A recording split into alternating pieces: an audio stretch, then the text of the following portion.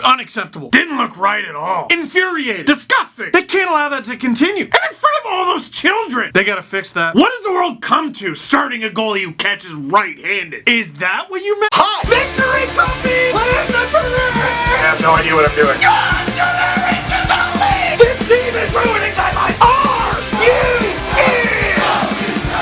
Leafs lose 4-3 to the Minnesota Wild. In front of the children! You listen here, Toronto Maple Leafs. You want to embarrass yourself in front of full-grown adults who just act like children like me? You go right ahead. Oh, I'm sure I didn't need to tell you that. You've been filling your boots for years. But in front of the children? At the next generation game? You give that kind of effort in front of Coach Kadoran? You make Abigail report on a loss? And you make Trevor Moore watch that effort from the bench? I know he's 23. The next generation deserves better than that. Alright, now in all seriousness, here's how this video is going to shake out. I think I'll start with Wild fans if I were you. We'll talk about the game. We'll end with questions, but Team Canada, I have thoughts, and they're loud. So without further ado, Minnesota Wild fans, if I were you, don't let anyone diminish this win at all. Oh, they had Michael Hutchinson in that. Who cares? Every team goes through this. You've never had a goalie hurt before. It happens. Minnesota's been up and down all season, a little bit more down than up. But you win a game that everyone was amped for. The 2 p.m. game last season, the Leafs won, what was it, 8-1? Marner dominated in that one too. Big win on the road against a well-rested team who was playing an important game to the home crowd. That's a big win any way you cut it. Take your 2 points and run. And you didn't even have to rely on noted Leaf assassin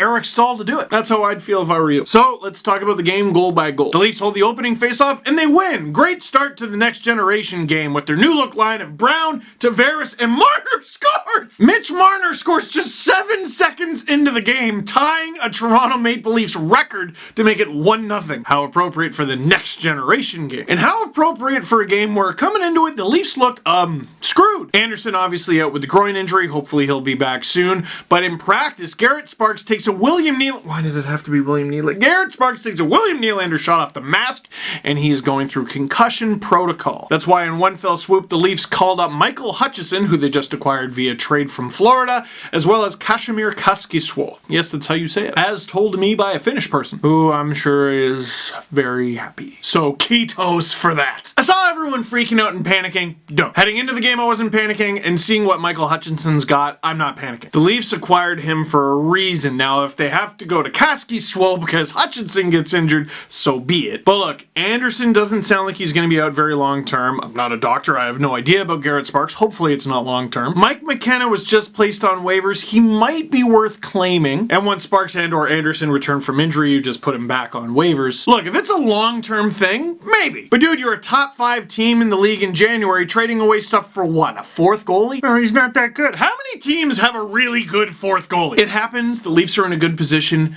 Chill. And hey, they're up 1-0 thanks to Mitch Marner. Offense, it's the best defense. Ask 6'2" Garrett Sparks, who's a .905, not the area code, save percentage. And if you think that's ridiculous, Tampa's backup goalie Louis Domingue is a .904 and is 15-4. Don't sweat the 4th goalie too much. Look around the league this season. Most teams are lucky to even have one goalie who can play. For the most part, the Leafs made Hutchinson's job easy early on. In fact, I'm not big on people saying, oh, they game Corsi. Oh, they just shoot it from anywhere to get their stats up. I don't know if anyone actually does that, but the Minnesota Wild, I wasn't very threatened by a lot of their shots in the first. A lot of the saves were just easy glove saves. Hutchinson just kept grabbing it, kept reaching out that right hand and grabbing it. Disgusting! Stop! But with the shot 6-3, alright, Leafs, I know you're up 1-0. Pick it up. Hainsey gets it out of the Leaf zone. Marner receives it in that little touch tap, that little tap flicky thing passed to himself that he mountain does. It's a 3-on-2. And even though this line is new, they have all the roles in order. Marner's the guy who carries the puck. Tavares is the guy who crashes the net. And Connor Brown plays the role of the guy who's totally open, but you're never gonna receive that pass, dude. Marner to Tavares, Connor Brown wide open, to Marner, stretch shot, goal! Past Devin Dubnyk barely 5 minutes into the game, and the Leafs are up 2-0. Mitch Marner putting on the performance of his lifetime again, because there's actually a game that's not past his bedtime. You like that? I pulled that joke out of the recycle bin. I said it last. Okay. I love the look on Connor Brown's face. Hey, the slide's fun! Probably calling up Zach Hyman after the game. Hey, Zach, how's the recovery? You're gonna want to make sure you don't rush it, dude. I mean, there's lots of time left in the season. And then after a relatively decent start, the Leafs start to come apart. Tavares with the turnover behind the net goes in front.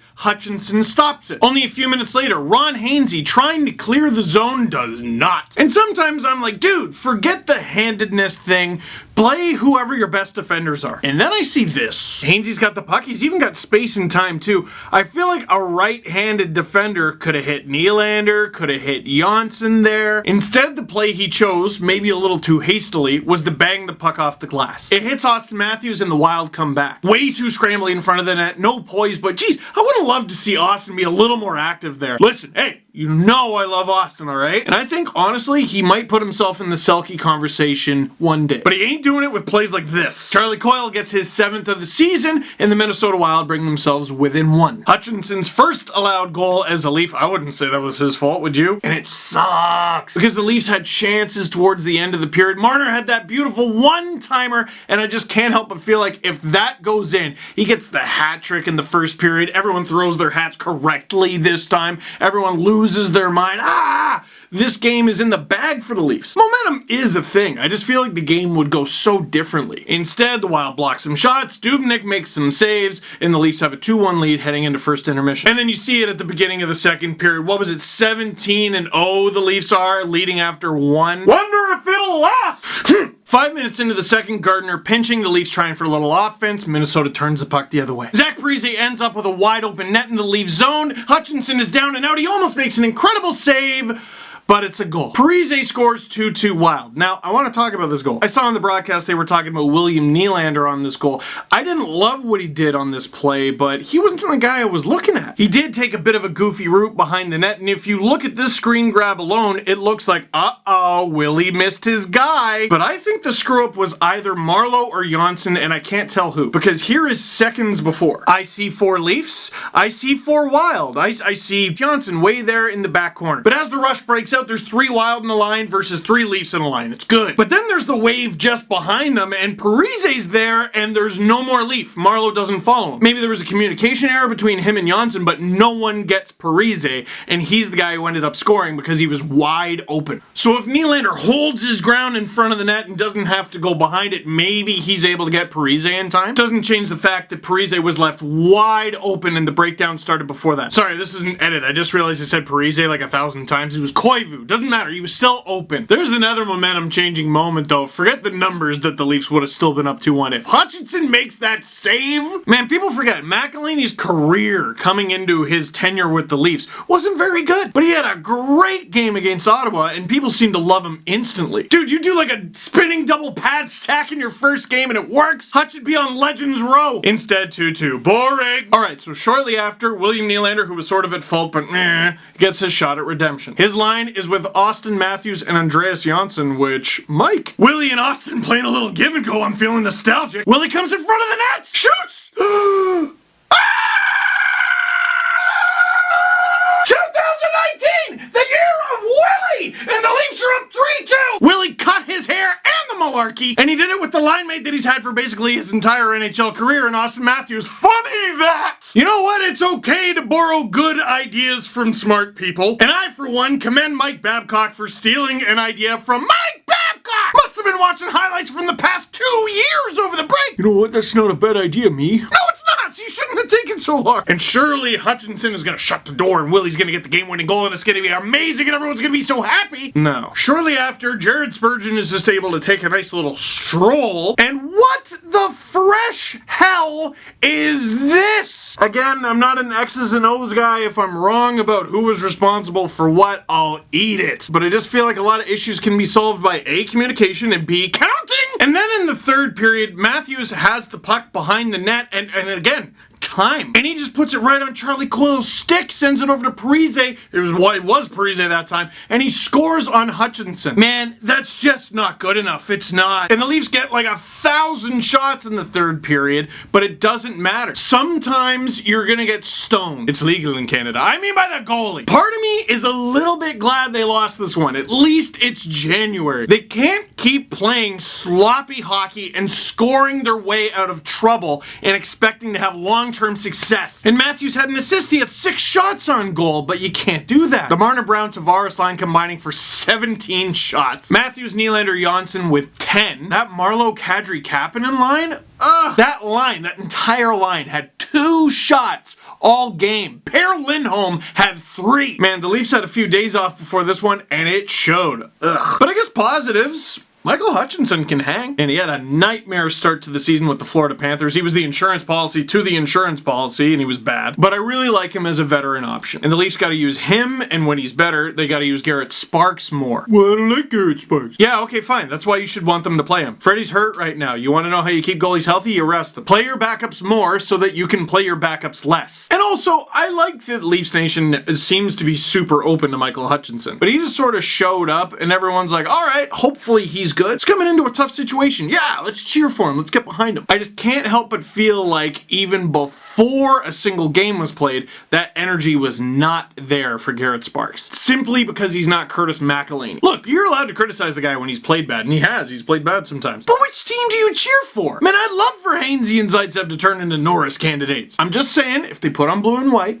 give them a chance. Now, if you don't mind, I'm gonna change jerseys or sweaters, whichever you like. It's not a Leaf sweater, but it's got Leafs on it, and I'm proud to wear it. So, as I'm sure you heard, Canada lost in the semis to Finland in like the most heartbreaking way possible. Mike DiPietro, a Canucks prospect in Vancouver, standing on his brain with a 1-0 lead. Less than a minute ago, puck goes off a shin and between his ow. In overtime, Canada gets a penalty shot. They can use whoever they want. They use their captain. He stopped. Canada wide open net. The stick breaks. Puck goes right down the other way, deflects off the Canadian defender's stick and into the net. DiPietro was never beaten cleanly by a finished shot. 2 deflections. Doesn't matter how it goes in, it went in. And Finland, congrats to Finland, man. They're on their way. It's funny, I saw some quotes from Eli Tolvanen like, people said we couldn't do it. And I'm like, Finland? What? You're good. You've been good. Canada didn't get the breaks and they got beaten by a good team. It happens. But I couldn't tell based on what I saw online. And people did to Maxime Comtois, the Canadian captain who had the penalty shot in overtime, people did to him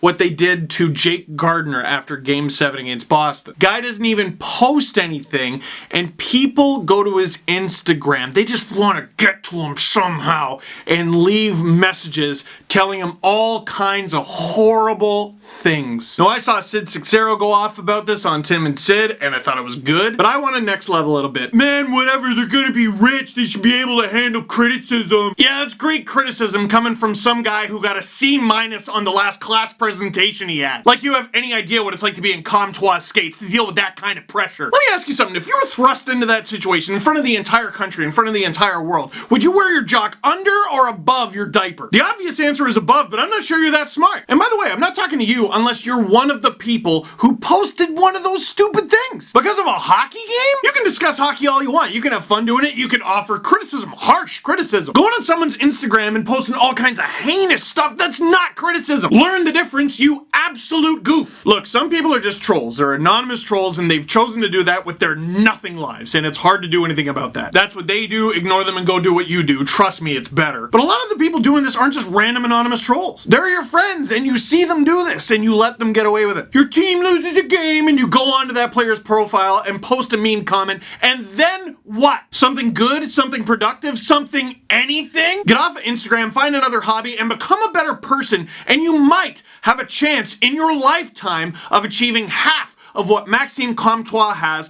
by 19 years old. You get one life, and if your legacy on this earth is a mean Instagram comment, you're a failure as a human being. You might hurt their feelings, the sun will set, the sun will rise, and they'll still be better than you. Am I a little bit hot under the collar? Maybe, but I'm so tired of having to do this every time there's a loss. You're gonna lose in this life. It's all about how you handle it. Try to win again tomorrow. Well, that got more serious than I intended. Questions real quick because the battery's dying. Not a question, just saying hi. Hello. Sorry for screaming. Jarnermar update? Yes, actually. How's it? Let's end on a good note. Here's the good in the world, alright? So we set up the MarnerJar.com. Basically started as a joke. Every time Leaf fans complain after Marner does something amazing, oh, his contract's gonna be so expensive, you gotta put $1 in the jar. Someone named Ross Chambers, from Australia, by the way, created the MarnerJar.com, where you can actually donate to the jar and the proceeds go to Sick Kids Hospital. As of right now, the time I'm shooting this video, the Marner Jar has raised $4,621. Hell yeah, let's get that above 5,000, huh? Be the good you want to see in the world. How's that? So that is it for this one. Thank you very much for watching. Click like if you like this video. Click subscribe if you really liked it. Tell all your friends when they're being jerks on the internet.